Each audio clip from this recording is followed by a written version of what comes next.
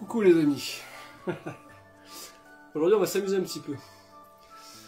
Je suis en train de faire le tour de toutes les petites expérimentations qui peuvent étayer l'idée, ou qui sont la preuve absolue en fait que la notion de gravité telle que nous a été présentée en fait est un mensonge. Okay, avant d'aller dans le trou de lapin comme ils disent en anglais, down the rabbit hole, on peut juste relever que toute cette histoire de Terre qui est un globe ne tient la route que grâce à une seule chose, la notion de gravité. Okay, c'est-à-dire que Johan, en fait, l'eau elle tient sur la planète puisque la gravité la tient. T'as rien compris avec tes hélicoptères qui vont en l'air et la Terre qui tourne en dessous parce qu'en fait l'atmosphère il bouge avec la Terre. Donc la gravité elle fait bouger l'eau, elle fait bouger l'air. Ok, les avions peuvent se déplacer dans un air qui bouge. Ok, c'est aussi grâce à la gravité que tout l'air qui est contenu autour de nous ne s'en va pas dans l'espace. Un petit concept assez rapide, les gens techniques pourront aller fouiner et ceux qui ne le sont pas du tout prendront la formule vulgarisée que je vais vous présenter. L'espace c'est du vide, la définition qu'on nous dit c'est du vide, il n'y a pas de pression atmosphérique. Okay, la pression atmosphérique de notre planète c'est à peu près 1000 hectopascales, 1013 hectopascales. Hecto c'est 100, 10 puissance 2, et 1000 c'est 10 puissance 3. Okay, donc 1000 hectopascales ça fait 10 puissance 3 et 10 puissance 2 ça fait 10 puissance 5. Okay, pas mal de zéros. Donc on a cette pression là donc, qui est grande en pascal, et dès qu'on sort de la comment ils appellent ça, la couche d'ozone, en fait il y a une pression qui est de 0 pascal, c'est du vide. Ok, zéro pression. Mais il n'y a pas un mécanisme de vase communicant qui se fait, puisqu'il y a cette barrière de la couche d'ozone et la gravité qui contient tout ça. Oh, du coup, en fait, l'espace qui est un vide, donc qui devrait aspirer notre pression atmosphérique, ne le fait pas grâce à la gravité. Donc la gravité est la pierre d'achoppement de la théorie que la Terre est un globe, okay, qu'on nous a tous présenté. Et c'est intéressant, parce que, comme j'ai soulevé lors de notre premier rendez-vous, ça serait une force qui serait colossale, et vous notez que j'utilise le conditionnel, car une telle force n'existe pas. Et là je sais que ça va hérisser le poil de tous les scientifiques, mais on va y venir, ok. J'ai été scientifique, ok, j'ai fait un DUT matériaux, j'ai fait des études, j'ai fait des calculs, j'ai fait comme vous, j'ai fait un bac S, tout pareil, enfin que certains d'entre vous en tout cas. Donc la gravité n'existe pas, et des petites notions simples. Petite notion simple, par exemple, vous êtes en voiture, vous prenez votre virage, et on a tous senti que parfois quand on prenait le virage, dès qu'on avait un peu de vitesse, okay, dès qu'on avait un peu de vitesse linéaire, okay, qui est différent de la vitesse angulaire, okay, la vitesse angulaire en fait c'est l'angle qu'on parcourt pendant un certain temps, okay, un certain temps donné. La vitesse linéaire en fait c'est la distance en ligne droite qu'on parcourt pendant un certain temps donné. Okay, ça faut pas avoir peur de certains termes un peu techniques comme ça. Donc si on prend une vitesse linéaire donnée, on prend un virage, et là on se rend compte qu'en fait, il y a la force centrifuge, okay, qui nous éloigne du centre, qui nous emmène vers l'extérieur du virage, et qui tend à faire basculer déjà notre corps, on le sent, on fait comme ça, on compense, et la voiture. À tel point que si on prend le virage trop vite, la voiture bascule. Okay, ça veut dire que, à ce moment-là, la force centrifuge prend le dessus sur la soi-disant gravité, qui devrait clouer notre voiture au sol, puisqu'elle maintient à elle toute seule tous les océans du monde, tous les hectolitres d'air du monde, l'atmosphère, ok, tout ça ensemble.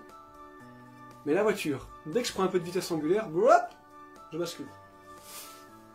Comment on peut générer si facilement et expérimenter dans notre quotidien une force somme toute modeste qui prend le dessus sur la gravité? Quand la voiture se bascule, ça veut dire que la force qui amène vers l'extérieur est plus grande que la force qui amène vers le sol. Okay, ça, il n'y a pas besoin d'avoir fait de science pour ça, c'est du bon sens. Et en anglais, ils disent common sense, le sens commun. Alors en français, ça n'a pas tout à fait ce sens-là, le sens commun, mais nous on appelle ça le bon sens. Et c'est le seul outil dont on a vraiment besoin en fait. Okay, donc si on prend jouer d'enfant, ok, on a tous vu ça à la fête foraine. Tous vu ça à la fête foraine, il y a des chaises donc, qui sont verticale, ok. Bah, on me dit, bah oui, c'est normal, la gravité les appelle vers le bas, donc elles se tiennent à la verticale. Très bien. Et donc là, je vais appliquer une petite force de rotation, donc à l'aide de mes doigts, hein. Donc j'ai pas de super pouvoir de force, en tout cas. Je pense qu'on a tous des super pouvoirs. Et donc je vais faire tourner l'ensemble, on va voir ce qui se passe, ok.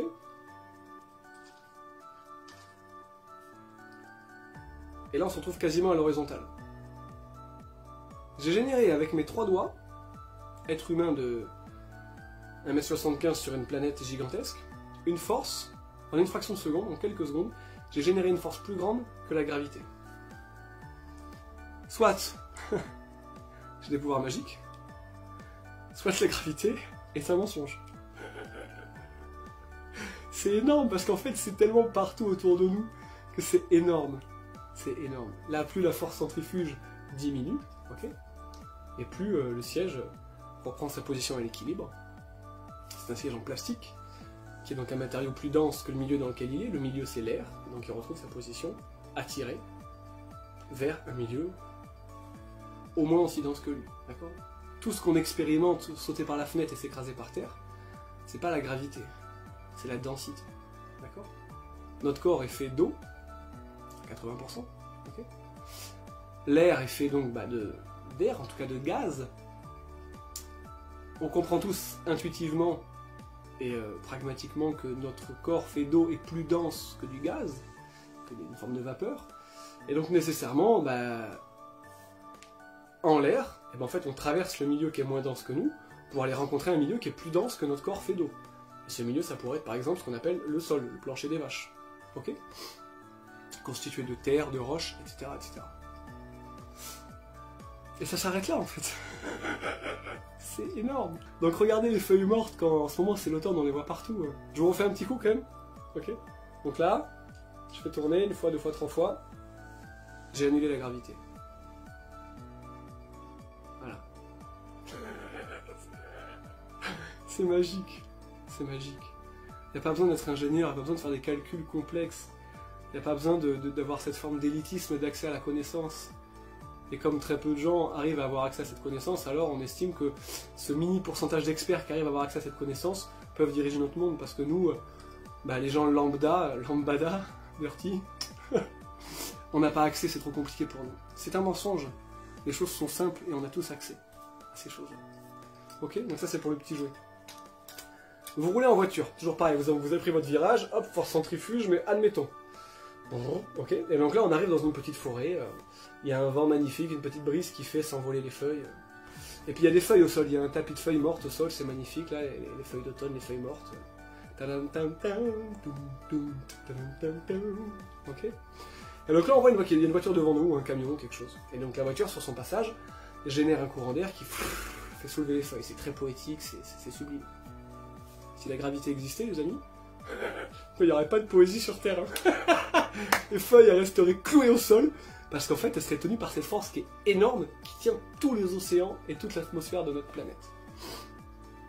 Comment les oiseaux voleraient? Un oiseau, là je vois un rapace au sol dans un champ, hop, tac, un coup de tête, fou, fou. Et donc avec ses deux ailes, l'oiseau doit faire 4-5 kg, il arrive à s'extraire de la gravité. Ça n'a aucun sens. Ça ne peut pas marcher. Et comme je vous l'ai fait la première fois, le fait de sauter et de revenir sur ses pieds, de deux choses l'une, soit nos jambes sont tellement puissantes qu'elles arrivent à nous faire s'extraire d'une force qui tient tous les océans du monde, soit... Je dis, après on a le droit de croire à ce qu'on veut, mais en connaissance de cause. Et l'absurdie dont on affuble les platistes est en réalité le monde dans lequel vivent les gens qui nous vendent la théorie du globe. Et encore une fois, je ne blâme pas tous ceux d'entre vous qui pensaient que la Terre est un globe. Pas du tout, parce qu'on est pareil en fait. L'idée c'est pas de séparer les gens, c'est de les rassembler. Donc ceux que je vais pointer du doigt et blâmer, c'est les gens qui ont monté cette théorie et qui nous la vendent. C'est pas les gens comme vous et moi ou vous qui regardez la vidéo, d'accord? C'est normal de croire que c'est un globe quand on nous met ça dans la tête dès l'âge de 2-3 ans. Encore vu dans la maison, là, les enfants ils ont des jouets, la petite fusée de la NASA, le truc qui fait une orbite, on ne conscientise même pas, c'est partout autour de nous. Mon premier atlas, et à l'école primaire, on y va, les planètes, et c'est parti, et on commence la débâcle. Ok? Donc je vous blâme pas du tout. C'est juste que j'ai entrepris un chemin, et plus on essaye de faire des recherches sincères sur ce chemin, plus on se rend compte de l'évidence. Donc soit de deux choses l'une, soit mes cuisses sont, ou les vôtres aussi, parce que tout le monde arrive à sauter et s'extraire du sol l'espace d'une seconde ou deux, ou Michael Jordan l'espace de 3-4 secondes. Soit on s'extrait de la gravité parce qu'on est surpuissant, physiquement, ok, soit que la gravité n'existe pas.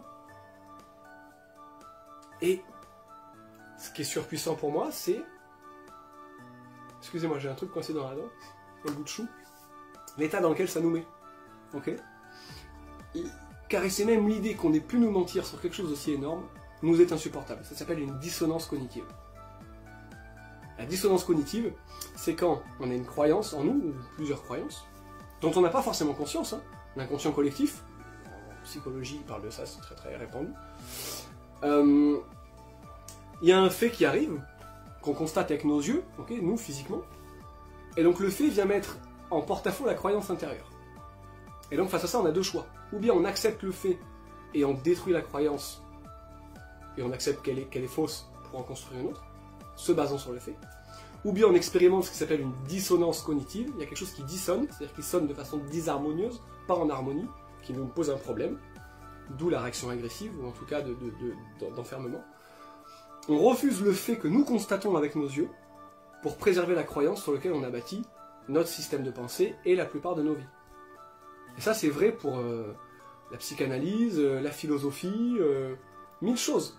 Souvent on est tous humains, on a des idées arrêtées sur les choses, et quand un fait vient contrarier ces idées arrêtées, oui bon bah c'est une exception, peu importe, et on vient rejeter d'un revers de main le fait, au lieu de prendre de façon, ah tiens il y a ce fait là, ah tiens il y a cette croyance, est-ce que j'ai expérimenté cette croyance?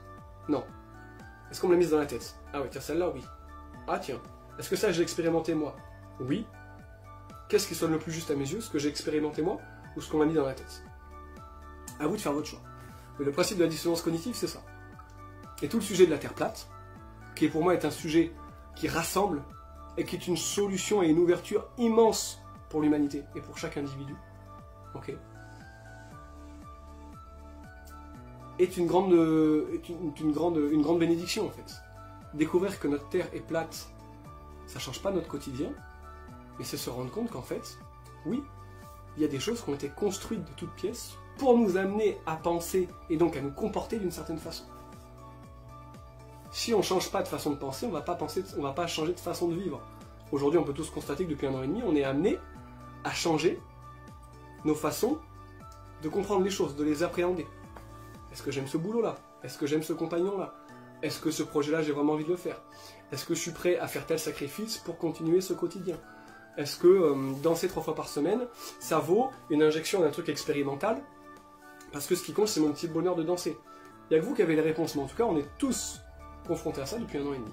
D'accord? Et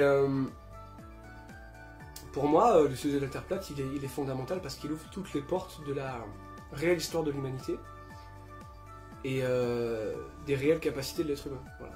Ça, c'est aussi des choses que je vais aborder allègrement dans les semaines à venir. Donc là, j'ai eu la chance de faire cette petite expérience parce que c'est ce que j'avais sous la main. Il y a une autre expérience qui me chatouille aussi. C'est de... Je vais prendre un aimant, ok, je le mettrai là. Il faut que j'en trouve un parce que je sais pas trop où ça s'achète. Je vais prendre un aimant ici et je vais vous montrer la montagne de trombone qu'il va y avoir sous ma main.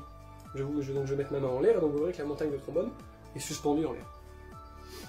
Là je vous le dis, mais vous commencez à visualiser, il y a un aimant qui génère un champ magnétique, qui attire les trombones parce qu'ils sont en métal, sauf qu'à ce moment-là, le champ magnétique de l'aimant, qui va être un petit carré comme ça, prend le pas sur la gravité, dans la théorie officielle. Ça veut dire qu'un petit aimant qu'on peut acheter dans le commerce peut être plus fort que la gravité qui tient tous les océans du monde et toute l'atmosphère. En fait, c'est qu'une question de temps, si vous avez une démarche honnête, pour que vous réalisiez que la Terre est plate et que c'est une bonne nouvelle pour vous et pour l'humanité. Ok? Parce que soit la gravité n'existe pas, et donc bah, c'est normal que le trombone soit attiré par le champ électromagnétique parce qu'il n'y a pas d'autre force qui l'amène au sol, okay, si ce n'est sa différence de densité avec l'air. Soit la gravité existe et donc l'expérience ne devrait pas avoir lieu, ne devrait pas arriver. Pour autant elle arrive. Et donc si vous voulez, plus on va expérimenter, plus on va argumenter en fait, et plus ça va malheureusement, pour ceux qui résistent, qui s'accrochent à cette croyance du globe, démonter ou mettre à mal votre vision du monde actuel. Pour moi c'est une bonne nouvelle, c'est une grande nouvelle, Et je suis ravi qu'il y ait quand même des réponses assez positives. Aujourd'hui, j'ai à peu près 300 vues sur la première vidéo. Je m'attendais pas à ça en une petite semaine. J'ai déjà 10 abonnés. Putain, yallah, merci, trop cool. Et donc, pour moi, ce qui s'en vient, c'est on ouvre une grande porte. En fait, on ouvre des grands battants, on ouvre les volets et on va laisser rentrer la lumière. Okay, voilà ce que je voulais partager avec vous aujourd'hui. Donc aujourd'hui, la gravité n'existe pas. Voilà. Allez, à très bientôt les amis. À très vite. Ciao.